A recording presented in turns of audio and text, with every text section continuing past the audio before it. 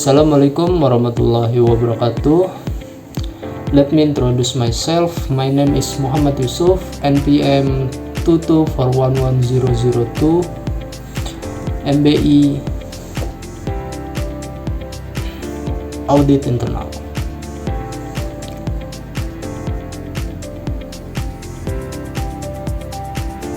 Will be presenting the internal audit course material, memahami dan mengukur efektivitas pengendalian internal.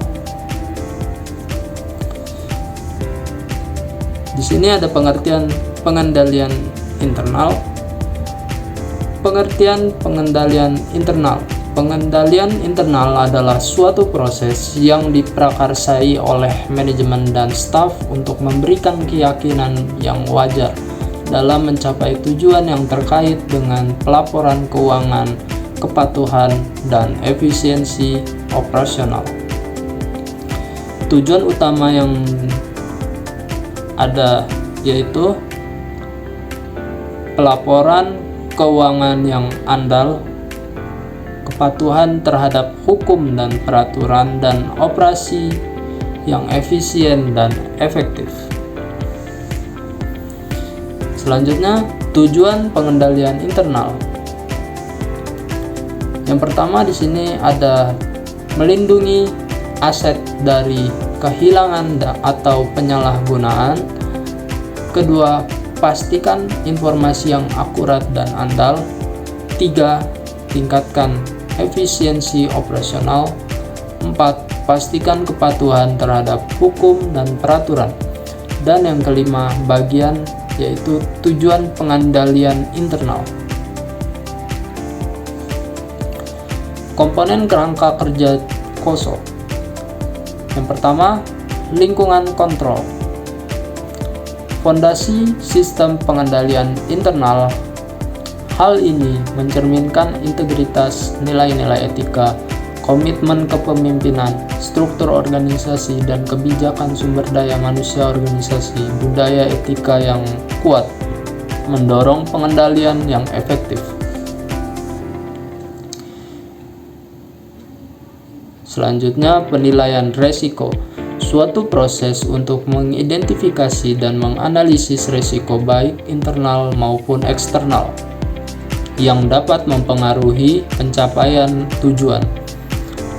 Memahami resiko membantu manajemen merancang respons pengendalian yang tepat. Selanjutnya, kegiatan pengendalian yaitu kebijakan dan prosedur diterapkan untuk memastikan respons risiko dilakukan secara efektif. Contohnya meliputi otorisasi transaksi, pemisahan tugas, pembatasan akses, dan rekonsiliasi berkala. Selanjutnya, informasi dan komunikasi yaitu memastikan informasi yang relevan diidentifikasi, dicatat, dan dikomunikasikan secara tepat waktu dan akurat. Komunikasi dua arah membantu semua karyawan memahami peran mereka dalam sistem kendali. Dan yang terakhir, kegiatan pemantauan. Evaluasi berkelanjutan atau berkala untuk menilai apakah pengendalian internal berfungsi dengan baik. Pemantauan memungkinkan perbaikan tepat waktu sebagai respons terhadap perubahan risiko atau kondisi.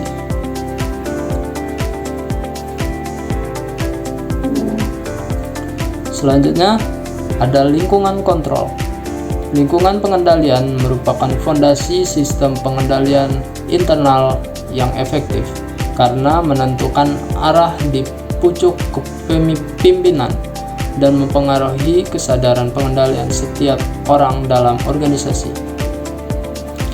Lingkungan pengendalian mencakup elemen-elemen seperti integritas, nilai-nilai etika, komitmen kepemimpinan, struktur organisasi, dan praktik sumber daya manusia.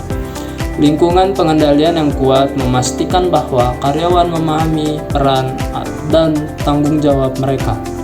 mendorong akuntabilitas, dan mendukung perilaku etis. Ketika kepemimpinan menunjukkan komitmen terhadap kejujuran dan kompetensi, hal tersebut akan membangun budaya yang mengurangi risiko penipuan dan meningkatkan kepatuhan terhadap kebijakan dan peraturan. Selanjutnya, penilaian risiko. Penilaian risiko adalah proses mengidentifikasi dan menganalisis risiko internal dan eksternal yang dapat mengancam pencapaian tujuan organisasi. Penilaian risiko melibatkan evaluasi potensi kejadian atau kondisi yang dapat berdampak negatif terhadap operasional, pelaporan keuangan, atau kepatuhan hukum. Penilaian risiko yang efektif membantu manajemen memahami di mana kelemahan mungkin terjadi dan menentukan seberapa besar kemungkinan dan tingkat keparahan risiko tersebut. Berdasarkan pemahaman ini, organisasi dapat merancang dan memprioritaskan aktivitas pengendalian untuk mencegah atau meminimalkan dampak negatif. Ini merupakan pendekatan proaktif yang memastikan organisasi siap merespons perubahan dalam lingkungan operasional atau strukturnya. Selanjutnya, kegiatan pengendalian. Kebijakan dan prosedur untuk mengatasi risiko yang teridentifikasi seperti otorisasi transaksi, pemisahan tugas, kontrol akses, rekonsiliasi rutin, dan aktivitas pengendalian. Next, informasi dan komunikasi merupakan komponen penting dari sistem pengendalian internal yang efektif. Organisasi harus memastikan bahwa informasi yang relevan, akurat, dan tepat waktu diidentifikasi, dikumpulkan, dan dibagikan kepada orang yang tepat, agar mereka dapat melaksanakan tanggung jawab secara efektif. Komunikasi harus mengalir ke segala arah, dari atas ke bawah, dari bawah ke atas, dan lintas departemen untuk mendukung koordinasi dan kejelasan. Komunikasi dua arah kemungkinan manajemen untuk memberikan instruksi dan ekspektasi sekaligus memungkinkan karyawan untuk melaporkan kekhawatiran dan menyarankan perbaikan. Tanpa informasi dan komunikasi yang tepat, pengendalian yang dirancang dengan baik sekalipun dapat gagal karena kesalahpahaman atau kurangnya kesadaran. Kegiatan pemantauan.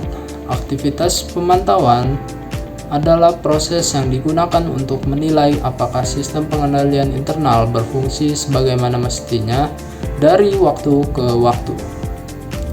Pemantauan juga mendukung perbaikan berkelanjutan dengan mengidentifikasi peluang untuk memperkuat sistem pengendalian secara keseluruhan.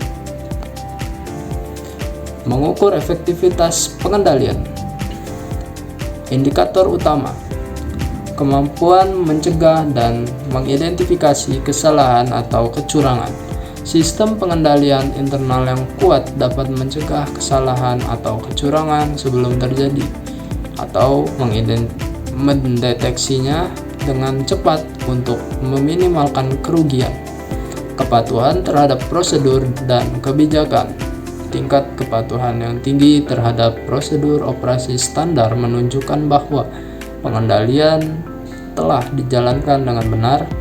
Hasil dan temuan audit, hasil audit internal atau eksternal yang positif, lebih sedikit temuan atau rekomendasi, mencerminkan praktik pengendalian yang efektif. Alat ukur. Daftar periksa pengendalian internal digunakan untuk mengevaluasi apakah langkah-langkah pengendalian tertentu telah diterapkan dan berfungsi. Kuesioner pengendalian. Survei atau formulir yang digunakan untuk mengumpulkan masukan staf mengenai efektivitas pengendalian saat ini. Pembandingan. Membandingkan kinerja pengendalian internal dengan standar industri atau praktik terbaik untuk mengidentifikasi kesenjangan dan area yang perlu ditingkatkan. Selanjutnya ada peran dan tantangan. Manajemen memainkan peran utama dalam merancang, menerapkan, dan memelihara sistem pengendalian internal yang efektif. Mereka bertanggung jawab untuk membuat kebijakan, menetapkan tanggung jawab, dan memastikan pengendalian tertanam dalam operasional sehari-hari. Selain itu, selalu ada risiko pengabaian dari kolusi manajemen yang dapat mengabaikan pengendalian yang paling kuat sekalipun. Untuk mengatasi tantangan ini, sistem pengendalian internal harus kuat dan adaptif, memastikannya tetap efektif dalam lingkungan yang terus berubah. Dalam kasus nyata, sebuah perusahaan distribusi mengalami kerugian finansial akibat pencatatan transaksi yang tidak akurat akibat kurangnya pemisahan peran antara kasir dan akuntansi. Audit internal mengungkapkan kelemahan pengendalian tersebut, dan perusahaan merespons dengan menerapkan prosedur baru seperti pemisahan tugas dan kewajiban otoritas atau otorisasi ganda untuk transaksi. Hasilnya, akurasi laporan keuangan meningkat dan risiko kehilangan aset berkurang secara signifikan. Kasus ini menyoroti pentingnya pengendalian internal dalam melindungi aset dan memastikan laporan yang andal. Kesimpulan dari presentasi ini, pengendalian internal yang efektif bukan sekedar formalitas, melainkan alat strategis yang mendukung tata kelola yang baik, manajemen risiko, dan keberlanjutan organisasi jangka panjang, evaluasi berkala, dan peningkatan berkelanjutan harus menjadi bagian dari komitmen organisasi terhadap integritas dan efisiensi. Oke, terima kasih. That's all my presentation. Thank you for attention. Wassalamualaikum warahmatullahi wabarakatuh.